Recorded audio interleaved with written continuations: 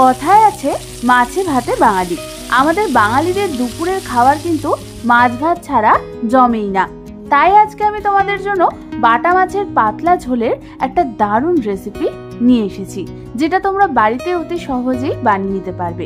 আর এই রেসিপিটা কিন্তু এই গরমের জন্য একদম পারফেক্ট। বাই দ্য ওয়ে, আমি সুস্মিতা আর তোমরা দেখছো আমার চ্যানেল ইয়ামিস বাংলা। তাহলে চলো আর দেরি না করে রান্নাটা শুরু করে ফেলি। আমি এখানে প্রথমে 6খানা মিডিয়াম সাইজের বাটা মাছ নিয়ে নিয়েছি। বাটা মাছটাকে কেটে আমাদের ভালো মতো ধুয়ে নিতে হবে। এবার এর মধ্যে আমি একে একে দিয়ে দেব 1 চামচ নুন, আর দিয়ে দেব 1 চামচ হলুদের গুঁড়ো। নুন আর হলুদ গুঁড়ো দিয়ে মাছগুলোর গায়ে ভালো করে আমাদের মাখিয়ে নিতে হবে। আমাদের ভালো মতো মাছগুলোকে মাখানো হয়ে গেছে।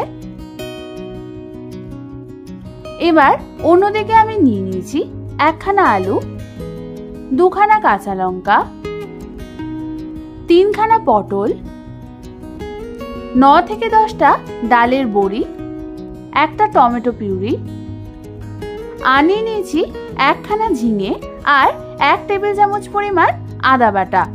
এবার আমি একটা বাটিতে প্রথমে দিয়ে দেব 1 টেবিল চামচ আদা বাটা। তারপর ওর মধ্যে একে একে দেব 1 চামচ হলুদ গুঁড়ো, 1 চামচ কাশ্মীরি লাল লঙ্কার গুঁড়ো, 1 চামচ জিরে গুঁড়ো, আর দিয়ে দেব 1 চামচ পরিমাণ ধনে গুঁড়ো। তারপর এর মধ্যে আমি দিয়ে দেব হাফ কাপ পরিমাণ জল। জলটা দিয়ে আমাদের ভালো মতো সবকিছু মিশিয়ে নিতে হবে। দেখো, এই পেস্টটার কনসিস্টেন্সিটা কিন্তু ঠিক এরকম হয়েছে। এবার অন্যদিকে আমি গ্যাস জ্বালিয়ে একটা কড়াই বসিয়ে দিলাম, আর তার মধ্যে দিয়ে দিলাম 2 টেবিল চামচ সর্ষের তেল। তেলটা হালকা গরম হয়ে এলেই আমি ওর মধ্যে ডালের বড়িগুলোকে ছেড়ে দেব। তারপর 2 থেকে 3 মিনিটের জন্য আমাদের হালকা হাতে বড়িগুলোকে ভেজে নিতে হবে, যতক্ষণ না ব্রাউন কালার হচ্ছে। আমাদের বড়িগুলো ভাজা হয়ে গেছে। এবার এগুলোকে আমি একটা অন্য পাত্রে তুলে নেব। তারপর ওই তেলের মধ্যে আমি দিয়ে দেব লম্বা লম্বা করে কেটে রাখা আলুগুলোকে। আলুটা দেওয়ার পর আমি ওর ওপর দিয়ে দেব হাফ চামচ নুন আর হাফ চামচ পরিমাণ হলুদের গুঁড়ো। নুন আর হলুদ গুঁড়ো দিয়ে ভালো মতো আমাদের একবার নাড়াচাড়া করে নিতে হবে। তারপর আমাদের আলুগুলোকে মিডিয়াম ফ্লেমে ভেজে নিতে হবে, যতক্ষণ না গোল্ডেন কালার হচ্ছে। আমাদের আলুগুলো ভাজা হয়ে গেছে। এবার এগুলোকে আমি একটা অন্য পাত্রে তুলে নেব। তারপর আমি ওই তেলের মধ্যে দিয়ে দেব খোসা ছাড়িয়ে কেটে রাখা পটল আর ঝিঙেগুলোকে। তারপর ওর ওপর আমি দিয়ে দেব হাফ চামচ নুন আর হাফ চামচ হলুদ গুঁড়ো। নুন আর হলুদ গুঁড়ো দিয়ে পটল আর ঝিঙেটাকে আমাদের ভালো করে নাড়াচাড়া করে নিতে হবে। তারপর আমাদের হালকা হাতে 2 থেকে 3 মিনিটের জন্য এগুলোকে ভেজে নিতে হবে। আমাদের পটল আর ঝিঙেগুলো কিন্তু ভাজা হয়ে গেছে। এবার এগুলোকেও আমি একটা অন্য পাত্রে তুলে নেব। তোমরা কিন্তু সবজিগুলোকে বেশিক্ষণ ধরে ভাজবে না, তাহলে কিন্তু ঝোলে দেওয়ার পর সবজিগুলো গলে যাবে। তারপর মাছ ভাজার জন্য ওই কড়াইয়ের মধ্যে দিয়ে দেব 3 টেবিল চামচ সর্ষের তেল। তেলটা হালকা গরম হয়ে এলে আমি ওর মধ্যে প্রথমে 3খানা বাটা মাছ ছেড়ে দেব। মাছটাকে আমাদের মিডিয়াম টু হাই ফ্লেমে ভেজে নিতে হবে, যাতে তেল না ছিটকায়। ওই জন্য মাছগুলোকে আমি ঢাকনা চাপা দিয়ে ভেজে নিচ্ছি। আমাদের মাছগুলোর এক সাইড ভাজা হয়ে গেছে। আমি খুন্তির সাহায্যে এগুলোকে অন্যদিকে উল্টে দেব। তারপর সেই দিকটাও ভালো মতো আমাদের ভেজে নিতে হবে। তোমরা দেখো, আমাদের মাছগুলো কিন্তু ভালোভাবে ভাজা হয়ে গেছে। এবার এগুলোকে আমি একটা অন্য পাত্রে তুলে নেব। মাছগুলো কিন্তু তোমরা খুব বেশি কড়া করে ভাজবে না, তাহলে ঝোলে দিলে কিন্তু ভালো লাগবে না।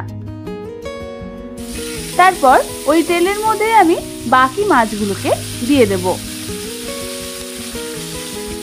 আমাদের সমস্ত মাছগুলো ভাজা হয়ে গেছে। এবার ওই কড়াইয়ের মধ্যে আমি দিয়ে দেব আরও 1 চামচ সর্ষের তেল। তেলটা গরম হয়ে এলে আমি ওর মধ্যে ফোড়নের জন্য দিয়ে দেব 1 চামচ 5 ফোড়ন আর 2খানা চেরা কাঁচা লঙ্কা। ফোড়নটাকে হালকা হাতে একটু নাড়াচাড়া করে নিয়ে আমাদের বানিয়ে রাখা পেস্টটাকে দিয়ে দিতে হবে। তারপর আমি ওর উপর দিয়ে দেব কিছুটা পরিমাণ জল, যাতে মশলাগুলো পুড়ে না যায়। এবার আমাদের মশলাগুলোকে মিডিয়াম টু লো ফ্লেমে ভালো মতো নাড়াচাড়া করে নিতে হবে।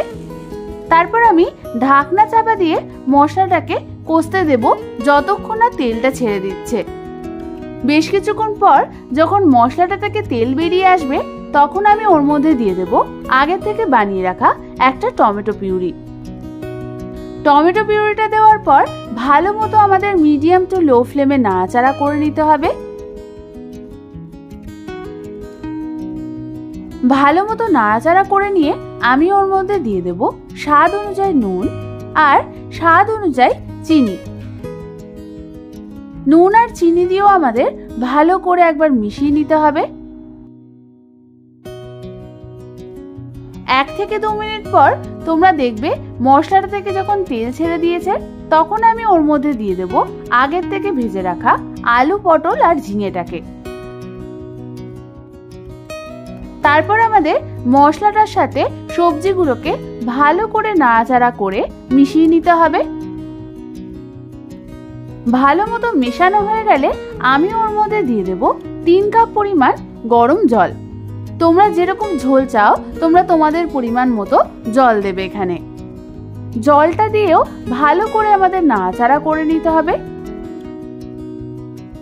এরপর আমি এর মধ্যে দিয়ে দেব ভেজে রাখা ডালের বড়িগুলোকে। বড়ি দেওয়ার পর ভালো মতো নাড়াচাড়া করে নিয়ে আমি ঢাকনা চাপা দিয়ে মিডিয়াম ফ্লেমে রেখে দেব যতক্ষণ না আমাদের সবজিগুলো সেদ্ধ হচ্ছে। প্রায় 6 থেকে 7 মিনিট পর ঢাকনা খুলে হালকা হাতে একটু নাড়াচাড়া করে নিতে হবে। তোমরা দেখো আমাদের সবজিগুলো কিন্তু সব সেদ্ধ হয়ে গেছে আর বড়িগুলো ফুলে উঠেছে। ঠিক এই সময় আমি একে একে এর মধ্যে ভেজে রাখা বাটা মাছগুলোকে দিয়ে দেব। সমস্ত বাটা মাছগুলোকে দেওয়ার পর হালকা হাতে আমাদের একটু নাড়াচাড়া করে নিতে হবে। তারপর আমাদের ঝোলটাকে ফুটতে দিতে হবে মিডিয়াম ফ্লেমে 2 থেকে 3 মিনিটের জন্য। 2 থেকে 3 মিনিট পর তোমরা দেখো আমাদের মাছগুলো কিন্তু একটু নরম হয়ে এসছে। ঠিক এই সময় আমাদের ঝোলটাকে নামিয়ে নিতে হবে। ব্যাস, তাহলেই তৈরি হয়ে যাবে আমাদের পাতলা দারুণ স্বাদের বাটা মাছের ঝোল। তাহলে আর দেরি না করে বাড়িতে যে কোনো দিন দুপুরে বানিয়ে ফেলো এই দারুণ স্বাদের বাটা মাছের ঝোল। গরম গরম ভাত আর পাতলা বাটা মাছের ঝোল, তার সাথে যদি থাকে একটা গন্ধরাজ লেবু, তাহলে তো আর কোনো কথাই হবে না। এই রেসিপিটা ভালো লেগে থাকলে একটা লাইক করে দিও, আর এরকম ভালো ভালো রেসিপি আরো পেতে হলে আমার চ্যানেলটাকে সাবস্ক্রাইব করে নাও। আমি আবার চলে আসবো তোমাদের কাছে নতুন কোনো রেসিপি নিয়ে।